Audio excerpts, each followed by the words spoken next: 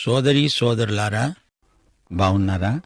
సామెతలు 4:23 మిమ్మల్ని ఈరోజు పాఠానికి ప్రేమపూర్వకంగా ఆహ్వానిస్తున్నాం. నీ హృదయములో నుండి జీవధారలు బయలుదేరతాయి. కాబట్టి అన్నిటికంటే ముఖ్యంగా నీ హృదయాన్ని భద్రంగా కాపాడుకో. అనగా నీ జీవితపు నాణ్యతను నీ హృదయమే నిర్దేశించి చూపుతుంది. నీ వైఖరి, నీ ఉద్దేశాలు అన్నీ హృదయంలోనే ఉత్పన్నమవుతాయి. హితవాక్య ప్రమాణాన్ని పాటించాలి. ప్రేమ కలిగి సత్యం చెప్పాలి. సత్యం కోసం నిలుస్తాను అని చెప్పి మనుషులతో వివాదం పెట్టుకొని శత్రుత్వం కొని తెచ్చుకోవద్దు. హృదయం నిండా శాంతి, ప్రేమలుండాలి. శరీరానుసారమైన మనసు ఏ కోశానా ఉండడానికి వీల్లేదు. ఇహలోక మాలిన్యం అంటకుండా చూసుకోవాలి. శస్త్రచికిత్స ఘనంగా జరిగించాను గాని రోగి కాస్త చచ్చిపోయాడు అని డాక్టర్ అంటే మనకేమనిపిస్తుంది? అలాగే కొందరు సత్యం కోసం పోరాడతారు. నీతో ఏకీభవించని వారిని ద్వేషించకూడదు. క్షమించగలిగినప్పుడే నీలో శాంతి నెలకొంటుంది. లేకపోతే నీలో అలజడి, ఆందోళన మొదలవుతాయి. మనిషిని ప్రేమించకుండా నీవు సత్యం చెప్పినా అది తప్పు విధానమే. సణుగులు గొణుగులు లోపల పెట్టుకొని పైకి మాత్రం మందహాసం నటిస్తూ పలకరించడం తప్పు. హృదయం విషయం జాగ్రత్త. నది మూలం చెడ్డదైతే నదీ ప్రవాహమంతా కాలుష్యమే. వేషధారులు కావద్దు. లోపల చెడుగును అట్టే పెట్టుకొని పైకి ప్రేమను నటించటమే వేషధారణ. హృదయస్థితిని కప్పిపుచ్చుకోవడానికి భక్తుడిలాగా నటించటం వేషధారణ. దేవుడు వేషధారణను గర్హిస్తాడు, ద్వేషిస్తాడు. గిన్నె, పళ్ళెం వెలపట శుద్ధి చేస్తారు గాని అవి లోపల దోషముతో, అజితేంద్రియత్వముతో నిండి ఉంటే అదే వేషధారణ. గిన్నె, పళ్ళెం లోపల శుద్ధి ఉంటేనే కాని బయట శుద్ధికి అర్థం లేదు. మనుషులకు కనపడాలని కాదు, అంతరంగంలో శుద్ధి ఉండాలి. ప్రార్థన రహస్యం, రహస్య ప్రార్థన. రహస్యమందు చూచే మన తండ్రి తగిన ప్రతిఫలమిస్తాడు. ఉపవాసమున్నా అది బహిరంగ ప్రదర్శన కాదని గ్రహించాలి. ఆధ్యాత్మిక విలువలను పాటించాలి. నిత్యత్వపు విలువలు ప్రవర్తిల్లాలి. మనుషుల నుండి, దేవుని నుండి కూడా దూరంగా ఎక్కడో ఉండాలంటే అలాంటి సన్యాసానికి అర్థం లేదు. ప్రభువు మెప్పు గొప్ప, ప్రజల మెప్పు ముప్పు. వేషధారులు చేసే ఆరాధన వ్యర్థం, వృధా ప్రయాస. హృదయపూర్వకమైనదే దైవసేవ. దశమభాగమనే వ్యవస్థ పాత నిబంధన కాలానికి చెందింది. కొత్త నిబంధన దాతృత్వం ఎలాంటిది? కానుకల కంటే కానుకలిచ్చేవాడు దేవునికి ముఖ్యం. బీద విధవరాలు ఇచ్చిన కానుక చిన్నదే గాని ఆమె హృదయం ఎంతో పెద్దది. ఆమె తన లేమిలో తనకు కలిగినదంతా, అనగా తన జీవనమంతా వేసింది. అది నూతన నిబంధన దాతృత్వ ప్రమాణం. మనం ఎంత ఇచ్చామని కాదు, ఎలా ఇస్తున్నామనేది ముఖ్యం. సంతోషంగా ఇచ్చేవారిని దేవుడెంతో ప్రేమిస్తాడు. కృపాసహితముగా మన హృదయాలలో దేవుని గూర్చిన గానం వినపడాలి. పెదవుల కదలిక కాదు, హృదయ సంచలనం కలగాలి. ప్రార్థన చేసుకుందాము. ప్రేమమయ మా పరమతండ్రి, నీ వాక్యము జుంటి తేనె ధారల కంటే మధురమైనది, అమూల్యమైనది. మా ప్రవర్తనలో మేము తొట్టిల్లకుండా నీ వాక్యము మా పాదాలకు దీపమై, మా త్రోవకు వెలుగై మమ్ములను నడిపిస్తున్నది. నీ వాక్యము మాకు జీవాహారమై మమ్ములను పోషిస్తున్నది. పరిశుద్ధాత్మ, మమ్ములను సర్వసత్యములోనికి నడిపించు. వాక్యము కోసమై ఆకలిగొని ఉన్న మమ్ములను తృప్తిపరచండి. మా శ్రోతల కుటుంబాలను ఆశీర్వదించండి. వారికి కృపాబలము, ఆత్మబలము అనుగ్రహించండి. స్థానిక సంఘములను ఆశీర్వదించండి. సంఘ పరిచర్యలను విస్తృతపరచండి. సంఘమందలి బిడ్డల మధ్య ప్రేమ సంబంధాలను విస్తృతపరచండి. మా దేశమును, దేశ ప్రజలను, దేశ పరిపాలకులను, అధికారులను ఆశీర్వదించండి. దేశమును స్వస్థపరచండి దేవా. కరువు కాటకముల నుండి దేశాన్ని కాపాడండి. యేసు నామమున ప్రార్థన చేస్తున్నాము తండ్రి, ఆమేన్. శ్రోతలు, నేటి పాఠం ఆదికాండం 37 అధ్యాయం 23 వచనం నుండి. సావధానంగా వినండి. యోసేపు తన సహోదరుల వద్దకు వచ్చినప్పుడు వారు యోసేపు అంగీని, అనగా అతడు తొడుక్కున్న నిలువుటంగీని తీసివేసి అతణ్ణి పట్టుకొని ఆ గుంటలో పడద్రోశారు. ఆ గుంట వట్టిది, అందులో నీళ్లు లేవు. యోసేపు నిలువుటంగీని చూస్తే వారికి ఉక్రోషం పుట్టుకొచ్చింది. ఆ అంగీ యోసేపును తమ నుండి ప్రత్యేకముగా ఉంచింది. ఆ అంగీ యోసేపు ప్రత్యేకతకు గుర్తుగా వారు భావించారు. యోసేపు తమందరిలో చిన్నవాడు, తాము అతనికి పెద్దన్నలు, వారికి ఎక్కువ హక్కులున్నాయి. యోసేపు ఆధిక్యతను వారు సహించలేకపోయారు. అతని అంగీని లాక్కున్నారు. అతన్ని గుంటలోకి పడద్రోశారు. అది నీళ్లు లేని బావి. వారు భోజనము చేయటానికి కూర్చున్నారు. కన్నులెత్తి చూడగా ఈజిప్టుకు తీసుకొని పోవటానికి గుగ్గిలము, మస్తకి, బోళము మోస్తున్న ఒంటెలతో ఇష్మాయేలీయులైన మార్గస్థులు, బాటసారులు, వ్యాపారస్తులు గిలాదు నుండి వస్తున్నారు. వీరు ఒక వ్యాపారస్తుల బృందం. వీరు సార్థవాహులు, బేరసారాలు చేసుకునే వర్తకులు. వీరు ఎడారుల్లో ప్రయాణాలు చేస్తారు. గుగ్గిలము, కస్తూరి మొదలైన వస్తువులను కొని అమ్ముతారు. అప్పుడు యూదా తన సహోదరులతో అన్నాడు, మనము మన సహోదరుణ్ణి చంపి వాని మరణాన్ని దాచిపెట్టినందువలన ఏమి ప్రయోజనం? ఈ ఇష్మాయేలీయులకు వాణ్ణి అమ్మివేతాము రండి. వాడు మన సహోదరుడు, మన రక్త సంబంధి గదా, వాడికి ఎట్టి హాని చెయ్యరాదు. అందుకు అతని సహోదరులు సమ్మతించారు. ఇక్కడ యూదా మాట్లాడుతున్నాడు. వర్తకుల గుంపును చూచాడు. వారు బానిసలను కూడా కొంటారు, మారుబేరానికి ఈజిప్టులో అమ్ముతారు. యూదాకు ఒక ఆలోచన తట్టింది.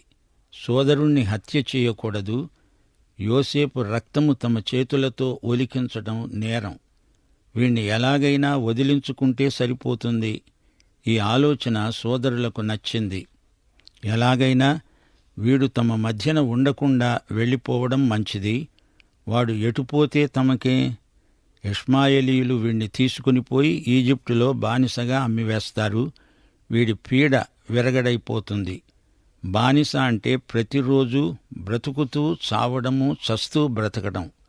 వీడు బానిసగా వెళ్ళిపోతున్నాడు అంటే మళ్లీ ఇటువైపు రావడానికి వీలు కాదు. ఇదే మంచి పరిష్కారం అనుకున్నారు. మిద్యానీయులైన వర్తకులు ఆ మీదుగా అదే త్రోవన వెళ్లుతూ ఉండగా వారు ఆ గుంటలో నుండి యోసేపును పైకి తీసి ఆ ఇష్మాయేలీయులకు 20 తులాల వెండికి అమ్మివేశారు.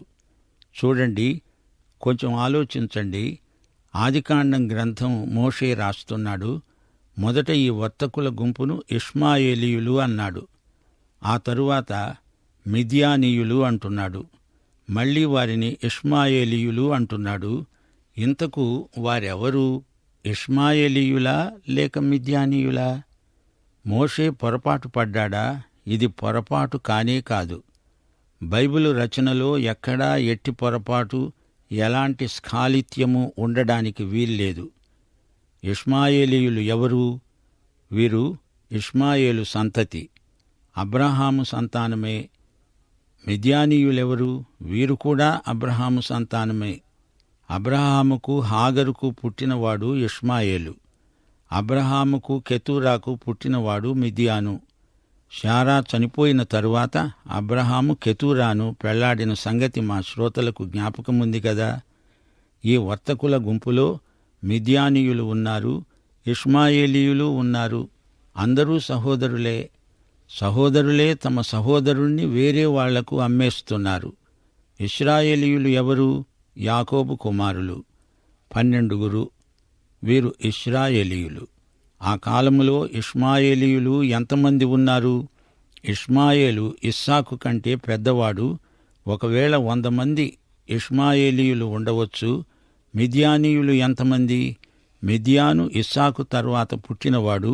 వీరు కూడా ఒక 12 ఉంటే ఉండవచ్చు. వీరందరూ చిన్న చిన్న గుంపులుగా ఉండిపోయారు. ఆ రోజుల్లో ప్రయాణాలు చాలా అపాయకరం. ఈజిప్టుకు వెళ్లాలంటే ఎడారులలో గుండా వెళ్ళాలి. అందుచేత అందరూ కలిసికట్టుగా ప్రయాణం చేయడం పరిపాటి. వీరందరూ ఈజిప్టుకు వ్యాపారం కోసం వెళుతున్నారు. అందరూ సహోదరులే, సన్నిహిత బంధువులే. సరే, ఇప్పుడు యోసేపును ఇష్మాయేలీయులకు అమ్మివేశారు. రూబేను ఆ గుంటకు తిరిగి వచ్చినప్పుడు యోసేపు గుంటలో లేకపోగా అతడు తన బట్టలు చింపుకొని తన సహోదరుల వద్దకు తిరిగి వెళ్ళి అన్నాడు, చిన్నవాడు లేడే? అయ్యో, నేనెక్కడికి పోయేది? వారు యోసేపు అంగీని తీసుకొని ఒక మేకపిల్లను చంపి దాని రక్తములో ఆ అంగీని ముంచి ఆ విచిత్రమైన నిలువుటంగీని పంపగా వారు తండ్రి వద్దకు దానిని తెచ్చి, ఇది మాకు దొరికింది, ఇది నీ కుమారుని అంగీ అవునో కాదో గుర్తుపట్టుమని చెప్పారు. ఈ సంగతి వారు రూబేనుకు చెప్పారో లేదో, ఒకవేళ చెప్పి ఉండవచ్చు. యోసేపును కొన్న వర్తకుల కోసము వెదకడము వృధా ప్రయాస.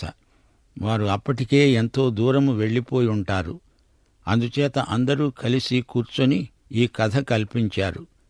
ఏదో జంతువు యోసేపును చంపిందని అబద్ధం చెబుదాము అనుకున్నారు. యాకోబును నమ్మించడానికి ప్రయత్నం చేస్తున్నారు. తాము యోసేపును చూడనట్లే మాట్లాడుతున్నారు. ఇదిగో అతని నిలువుటంగి అని రుజువు చూపుతున్నారు. ఈ అంగీ ఎవరిదో తమకు తెలియదట, నీవు గుర్తుపట్టగలవా అని తండ్రిని అడుగుతున్నారు. యాకోబు వెంటనే గుర్తుపట్టాడు. వారి మాట నమ్మాడు. యోసేపును ఏదో మృగం చంపి ఉంటుందని తలంచాడు. అతడు దాన్ని గుర్తుపట్టి, ఈ అంగీ నా కుమారునిదే, దుష్టమృగము వాణ్ణి తినివేసింది. యోసేపు నిశ్చయంగా వన్యమృగము చేత చీల్చబడ్డాడు, చనిపోయాడు అంటూ ఏడ్చాడు. సోదరీ సోదరులారా, యోసేపు సోదరులు చేసిన పని ఎలాంటిదంటారు? వారు మేకపిల్లను చంపి ఆ రక్తము అంగీకి పూశారు. ఈ సంఘటన మనకు వెనకటి సంఘటనను జ్ఞాపకం చేస్తున్నది. రిబ్కా, యాకోబు కలిసి ఒకప్పుడు ఉపాయం పన్నారు. మేకపిల్లను వధించి భోజనము సిద్ధం చేశారు. మేక చర్మాన్నే యాకోబు తన చేతులకు కప్పుకున్నాడు. ఈ విధంగా తండ్రిని మోసం చేశాడు. ఇప్పుడు తన కుమారులు అనగా యోసేపు సోదరులు మేక రక్తాన్ని అంగీకి పూసి అది చూపి యాకోబును మోసం చేస్తున్నారు. మునుపు మోసం చేసిన యాకోబు ఇప్పుడు మోసగించబడుతున్నాడు. ఆ అంగీని తెచ్చి చూపి దీనిని గుర్తుపట్టగలవా అని అడుగుతున్నారు. మాకు ఈ అంగీ కొండల్లో దొరికింది అంటున్నారు. ఏదో అడవి జంతువు యోసేపును చంపి ఉండవచ్చు అని ఆలోచన చెప్తున్నారు. యాకోబు నమ్మాడు. తన కొడుకైన యోసేపు చనిపోయాడని అతని కోసము ఎంతో విలపించాడు. గలతీ పత్రిక 6వ అధ్యాయం 7వ వచనం అతని పట్ల నెరవేరింది. తాను విత్తినదే ఇప్పుడు తాను కోస్తున్న పంట. మోసపోకండి, దేవుడు వెక్కిరించబడడు. ఎవడు ఏమి విత్తుతాడో అదే పంట కోస్తాడు. మోసాన్ని విత్తాడు. తన తండ్రిని తాను ఎలా మోసగించాడో అలాగే తన కొడుకులు తనను మోసగించారు. గోధుమలు విత్తితే గోధుమ పంట కోస్తాము, గురుగులు విత్తితే గురుగుల పంట కోస్తాము. ఇదే సూత్రము భౌతిక, నైతిక, ఆధ్యాత్మిక విషయాలకు వర్తిస్తుంది.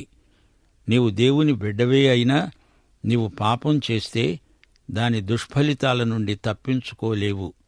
దేవుడు పక్షపాతి కాడు. ఆయన దృష్టిలో ఎవరూ పాపం చేసినా అది పాపమే. దేవుని తీర్పు నిష్పాక్షికమైనది. యాకోబు దుఃఖం చూస్తుంటే మనకెంతో బాధ కలుగుతుంది. యాకోబు తన బట్టలు చింపుకొని తన నడుముకు గోనెపట్ట కట్టుకొని అనేక రోజులు తన కుమారుని నిమిత్తము అంగలారుస్తూ ఉండగా అతని కుమారులందరూ అతని కుమార్తెలందరూ అతన్ని ఓదార్చడానికి ప్రయత్నించారు. అయితే అతడు ఓదార్పు పొందనొల్లక, నేను అంగలార్చుతూ మృతుల లోకానికి నా కుమారుని వద్దకు వెడతాను అన్నాడు. అతని తండ్రి అతని కోసం ఏడ్చాడు. అది చూచి అందరూ ఏమనుకుని ఉంటారు? యాకోబు తన కుమారుణ్ణి ఎంతో ప్రేమించాడు. నిజమే కాని ఇంకా యాకోబులో శరీరానుసారమైన మనస్సు పనిచేస్తున్నది. అతడు ఆత్మ సంబంధిగా అభివృద్ధి చెందలేకపోతున్నాడు. విశ్వాసమును బట్టి ముందడుగు వెయ్యలేకపోతున్నాడు. పెనుయేలు అనుభవం అతనికి ఉంది. అక్కడ అతని అహంకారము, అభిమానము దెబ్బతిన్నాయి. శరీరము విరిగింది, నలిగింది. అప్పటికైనా పూర్తిగా ఆత్మానుసారి అయి ఉంటే ఎంతో బాగుండేది. కాని ఇంకా కుంటి నడక నడుస్తూనే ఉన్నాడు. హెబ్రీ పత్రిక 11వ అధ్యాయంలో విశ్వాసుల జాబితాలో యాకోబు పేరు కూడా ఉన్నది గాని అతని అవసాన దశను మాత్రమే దేవుడు పేర్కొన్నాడు. విశ్వాసమును బట్టి యాకోబు అవసాన కాలమందు తన చేతికర్ర మొదలు మీద ఆనుకొని దేవునికి నమస్కారం చేశాడు. కడుపు శోకం ఎంత ఘోరమో దావీదు చరిత్రలో 2 సమూయేలు 12వ అధ్యాయం 17 నుండి 23వ వచనం వరకు వింటే మీకు బోధపడుతుంది. దావీదు బిడ్డ చనిపోయాడు. రాత్రంతా నేలమీద పడి ఉండి బిడ్డ కోసము దేవుణ్ణి బ్రతిమలాడాడు. అతడు తిండి మానేశాడు. 7వ రోజు బిడ్డ చనిపోయాడు. దావీదు ఉపవాసముండి ఎంతో ఏడ్చాడు. ఆ బిడ్డ ఊరియా భార్య దావీదుకు కన్న కొడుకు. ఇక్కడ యాకోబు యోసేపును ప్రేమించినంత దావీదు కూడా తన కొడుకును ప్రేమించాడు. అయితే దావీదుకు యాకోబుకు చాలా వ్యత్యాసమున్నది. దావీదు అన్నాడు, నా కుమారుడు చనిపోయాడు, వానిని తిరిగి రప్పించగలనా? నేను వాని వద్దకు వెళతాను, కాని వాడు నా వద్దకు రాడు కదా. ఇది గొప్ప విశ్వాసం. అంతటి విశ్వాసం యాకోబుకు ఉన్నదా? యాకోబు ఏడుపు మరీ దుర్భరం. తనను తాను అదుపులో పెట్టుకోలేక ఆక్రందన చేశాడు. దేవుని బిడ్డలారా, ప్రియశ్రోతలారా, మీ ఇంట్లో మీ ప్రియులలో ఒకరు చనిపోతే మీకెంతో దుఃఖం కలుగుతుంది. అలాంటి సందర్భాలు మీ విశ్వాసానికి పరీక్షలు. మనము ఏడ్చినందువలన చనిపోయిన వ్యక్తి, పరలోకానికి వెళ్ళిపోయిన వ్యక్తి మరల మన వద్దకు తిరిగి రాడుగదా. నీవు దేవుని బిడ్డవైతే మరి ఒక దేవుని బిడ్డ చనిపోతే దుఃఖించు, గాని నిరీక్షణ లేని ఇతరుల వలె దుఃఖించకూడదు. వెలిచూపును బట్టి కాక విశ్వాస దృష్టితో బ్రతకాలి. మిద్యానీయులు ఈజిప్టుకు యోసేపును తీసుకొని పోయి ఫరో యొక్క ఉద్యోగస్థుడు, రాజ సంరక్షక సేనాపతి అయిన పోతిఫరుకు యోసేపును అమ్మివేశారు. ఇప్పుడు యోసేపు ఈజిప్టు దేశములో ఒక బానిస. మనము 38వ అధ్యాయంలోకి వచ్చాము. ఇందులోని సంగతులు విలక్షణమైనవి. ఈ అధ్యాయమంతా మీరు విన్న తర్వాత ఏమిటి ఈ చీకటి గాథ అనిపిస్తుంది. ఈ అధ్యాయం అసలు ఎందుకు ఆదికాండంలో దేవుడు ఉండనిచ్చాడు అని కొందరు అడుగుతారు. బైబిలులోని అధ్యాయాలన్నిటిలో ఇది మహా విషాదకరమైన అధ్యాయం. యూదాగోత్రము ఎలాంటిదో, దాని పూర్వాపరాలు ఎలాంటివో ఈ అధ్యాయంలో మనకు తెలుస్తాయి. అయితే యూదాగోత్రము నుండి యేసు ప్రభువు వచ్చాడు అని మనం జ్ఞాపకముంచుకోవాలి. ఈ అధ్యాయం ఈ గ్రంథంలో ఉండడానికి ఇదే కారణం. యూదా, తామారు, పెరెసు, జెరహు అనే పేర్లు ఈ అధ్యాయంలో వినపడతాయి. ఈ పేర్లు మత్తయి సువార్త 1వ అధ్యాయంలో చిరపరిచితమైనవే. యేసుక్రీస్తు వంశావళిలో చేర్చబడిన పేర్లు. సోదరీ సోదరులారా, పాపులైన మానవుల పేర్ల మధ్య యేసు పేరు ఉండడం ఆశ్చర్యం. ఆయన మనలాంటి వాడయ్యాడు, గాని ఆయన పాపరహితుడు. మనమంతా మానవులం.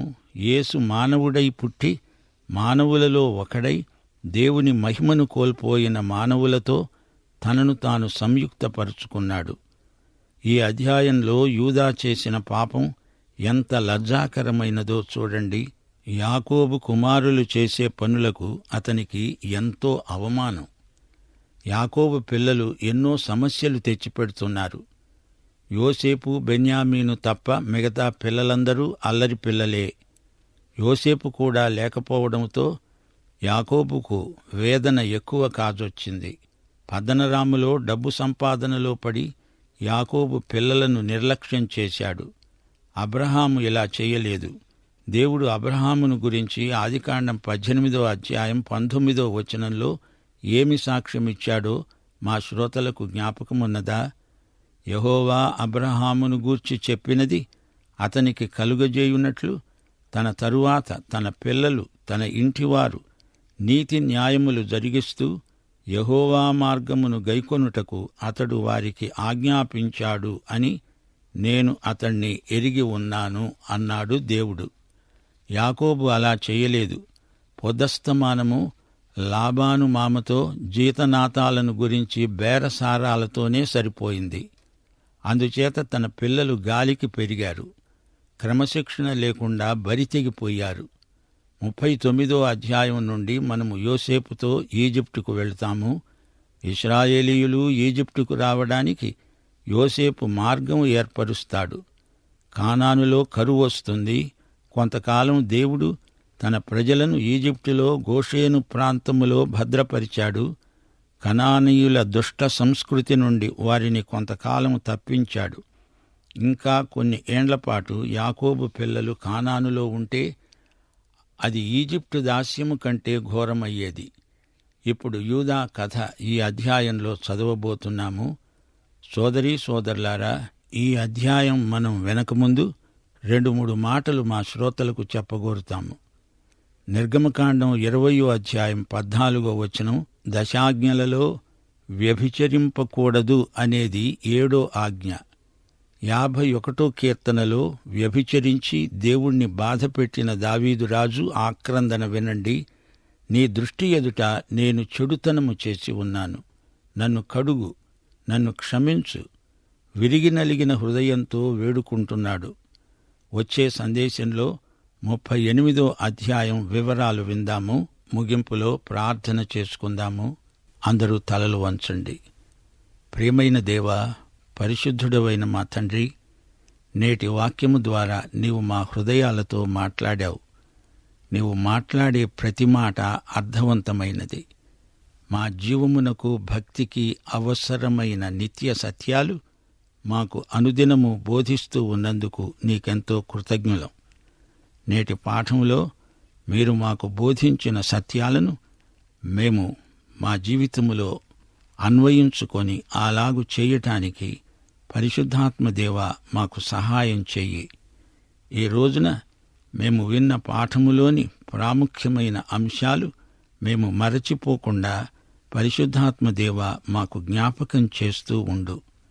ఈ రోజున మేము విన్న పాఠములోని ప్రతి మాట, ఆ మాటలోని నీ యొక్క అద్భుతమైన సంకల్పం మేము గుర్తించి మమ్ములను మేము నీకు సమర్పించుకొని మేమందరము నీకు సజీవ యాగములమై నీ చిత్తమును గ్రహించడానికి కావలసిన కృప మాకు అనుగ్రహించుమని, మహిమ పొందుమని యేసుక్రీస్తు వారి దివ్యనామమున ప్రార్థన చేస్తున్నాము తండ్రి. ఆమేన్.